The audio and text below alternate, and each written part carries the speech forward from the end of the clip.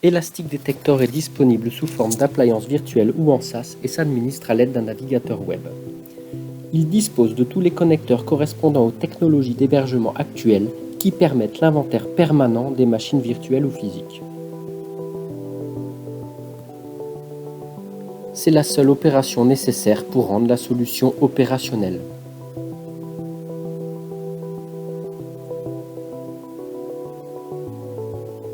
Une fois cette opération effectuée, les machines apparaissent dans l'interface graphique.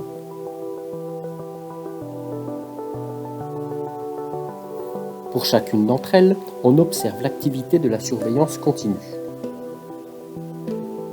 Une liste de tests a été établie en fonction des ports identifiés ouverts.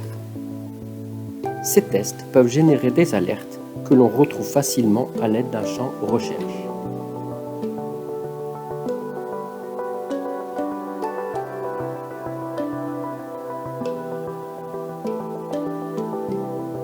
La solution permet de lancer des scans approfondis, soit de façon classique, soit en mode clone and scan, c'est-à-dire sans perturbation ni risque. Le principe est de créer un clone du serveur cible que l'on va scanner afin de préserver la production.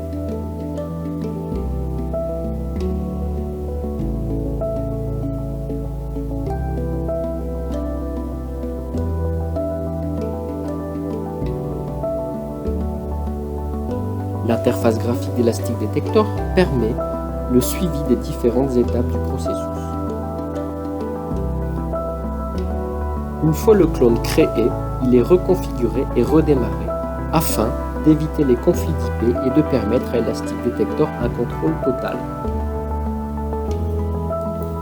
On suit l'évolution du scan dans l'interface graphique.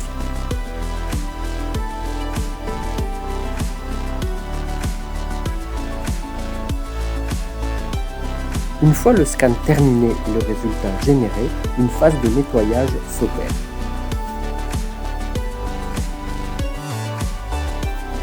Le clone est arrêté, puis supprimé.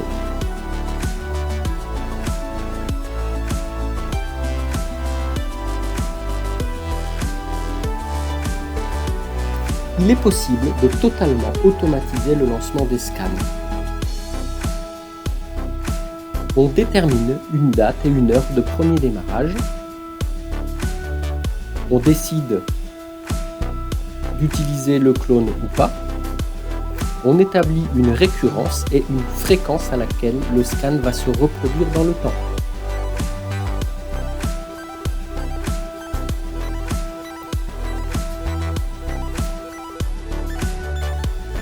Tout ceci produit des résultats, soit sous forme d'analyse de risque.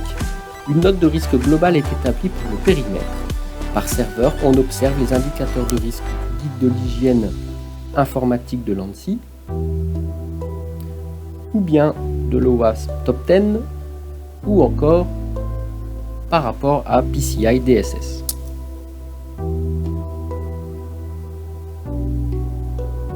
L'interface graphique donne accès à des résultats plus classiques comme la liste des vulnérabilités détectées sur une machine. Pour chaque vulnérabilité, on accède à son détail et on visualise l'évolution de celle-ci au cours du temps. Quand elle a été détectée pour la première fois, combien de machines elle concerne et comment cela évolue. Un outil de comparaison de rapport permet le suivi par serveur.